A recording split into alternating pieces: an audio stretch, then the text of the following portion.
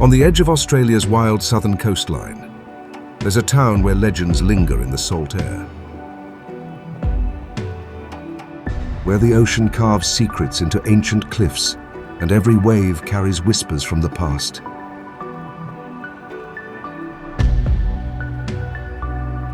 A lonely tower stands watch, built not just to guide but to hunt. Here, even the rocks bleed with history, iron-rich cliffs glowing red under the coastal sun, telling stories from a time before time. And inside these walls, the story of a killer whale who chose to help humans. This is Eden, a place of shipwrecks, survival, and something far more unexpected. Are you ready to uncover it? Why should it be on your bucket list? Stick around. The real adventure's just beginning. What if I told you there's a small coastal town in New South Wales where whales helped humans hunt other whales, where forests meet the sea and history echoes from every headland? Welcome to Eden, and here's why it should be on every road trip bucket list.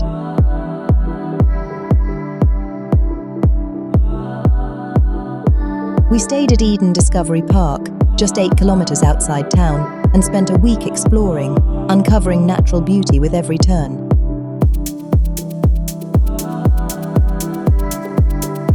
A coastal gem on the Sapphire Coast of New South Wales. Nestled around the pristine Twofold Bay, it's a town where the sea writes the story. Snug Cove is the heart of Eden. Fishing boats, cafes, and history come together here like nowhere else. It's still home to one of New South Wales's largest working fishing fleets. Eden might look sleepy, but its stories run deep. Located on the far south coast of New South Wales, this town sits on the stunning Twofold Bay, one of the deepest natural harbours in the southern hemisphere. It's the kind of place where you can have fish and chips by the water one minute and be spotting dolphins and sea eagles the next. Here, right on the edge of Snug Cove, you'll find the Eden Visitor Information Centre. Inside the stunning, architecturally designed Eden Welcome Centre. Opened in 2021, it's more than just a place to pick up brochures. It's a statement piece on the waterfront. Built using recycled timber sourced from all over New South Wales and Victoria, the centre reflects Eden's strong maritime identity. Along the harbour side, a walkway leads past Indigenous etchings carved into the exterior, a respectful nod to the First Nations heritage of the region. Eden has a deep connection to Wales, both in life and legend. In the 1800s, it was a centre for whaling. Here, people and killer whales worked together. The most famous was Old Tom, who herded whales right into the bay. Today, Eden is one of Australia's premier whale-watching destinations. From May to November, the giants of the sea pass right by this coast. From Snug Cove, the coastline stretches wild and rugged. This is the start of the famous Light to Light Walk, one of Australia's most scenic coastal trails. The path leads to Boyd Tower, built in the 1840s by entrepreneur Benjamin Boyd. It was intended as a lighthouse, but it ended up serving a very different purpose: spotting whales.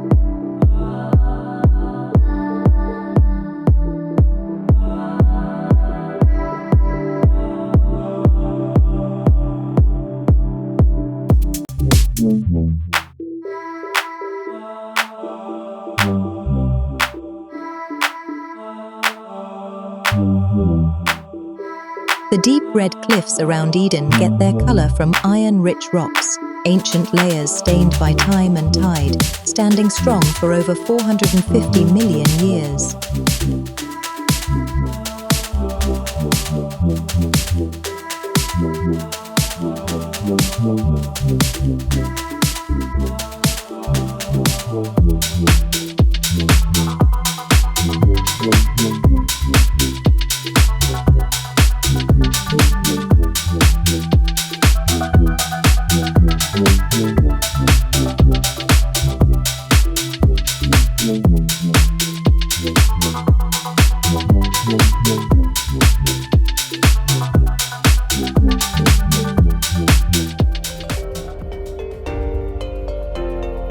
short drive south of town took us to Ben Boyd's Tower, a sandstone structure with a story of ambition and exploitation. Built in the 1840s by entrepreneur Benjamin Boyd, it was meant to be a lighthouse, but never officially used as one.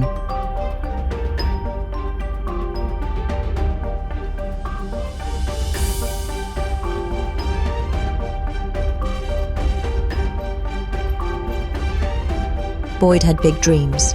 He created the town's port and brought in indentured labourers from the South Pacific in a now widely condemned practice.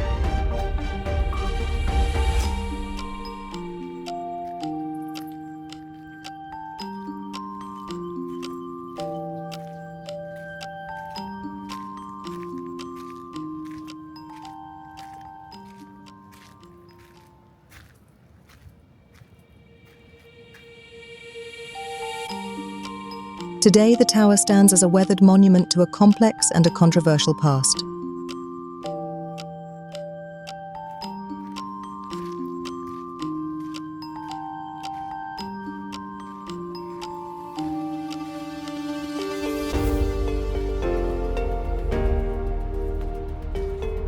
You can check out the full video we did on Boyd Tower. I will leave a link below.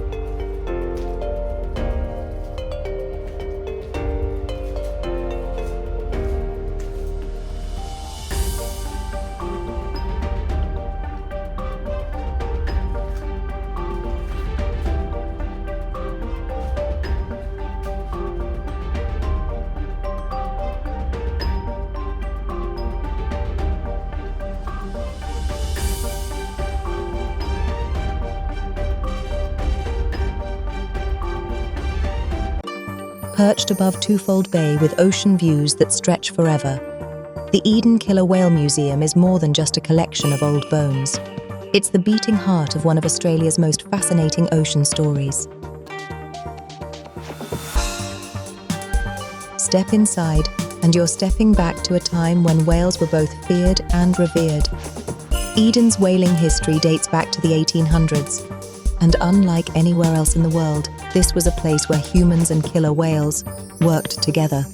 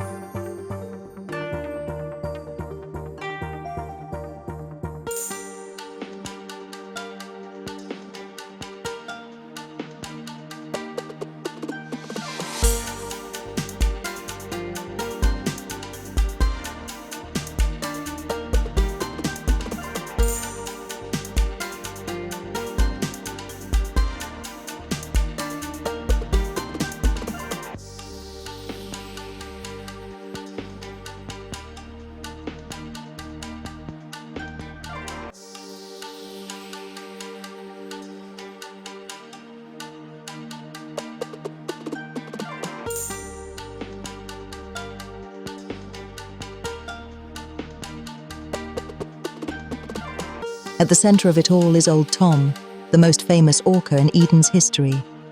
His massive skeleton takes pride of place here, but it's his legend that really fills the room. Old Tom was no ordinary killer whale. He and his pod helped local whalers by herding baleen whales into the bay, even signalling when a catch was ready. In return, they were fed the tongues and lips of the whales, their favourite parts. It was an extraordinary partnership, and one still talked about today.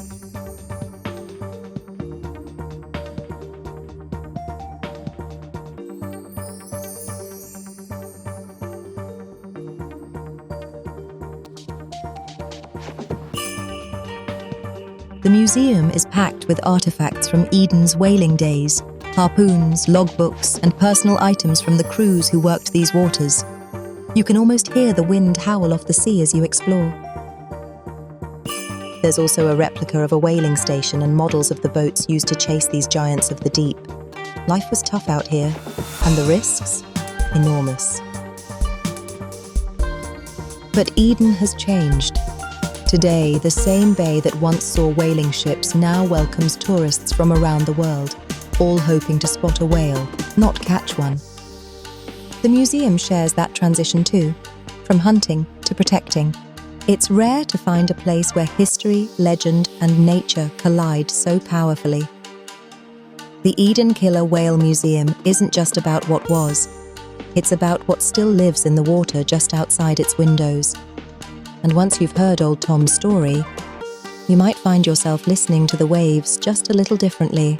From the Princess Highway to the southernmost tip of New South Wales stands Green Cape Lighthouse, a 35-minute drive along bitumen and dirt roads to the striking white sentinel overlooking the wildest stretch of the Sapphire Coast.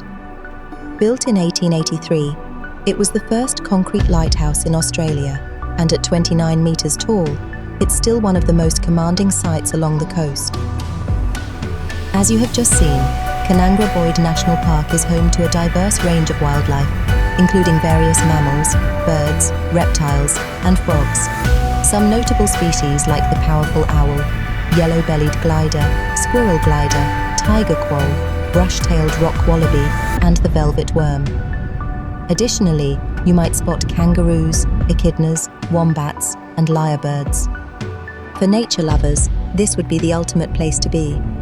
Don't forget that you'll also spot migrating whales gliding past from August to November.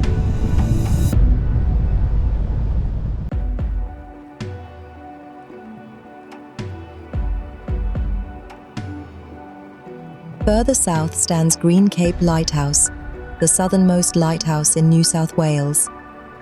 Wild, windswept, and hauntingly beautiful, this remote point feels like the edge of the world. The rocks here tell a deeper story. They're nearly 500 million years old, part of a coastline that holds time itself in its layers.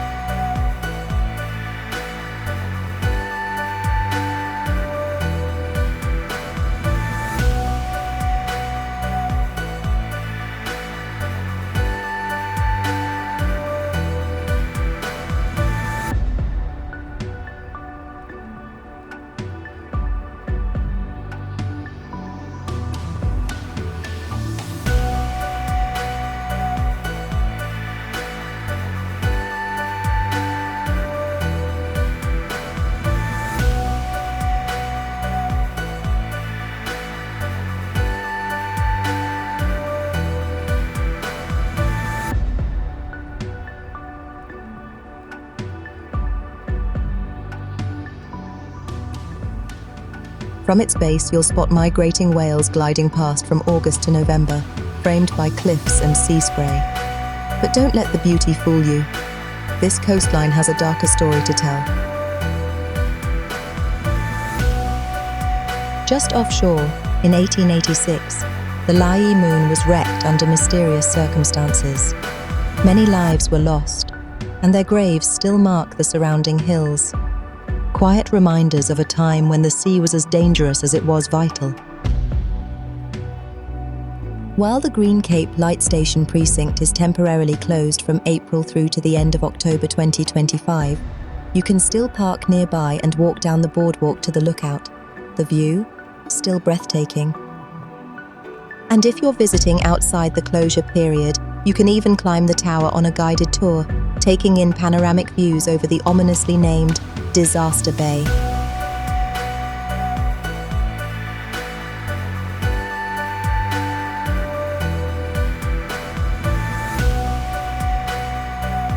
I hope you enjoyed this quick look at some of our favorite sites around Eden.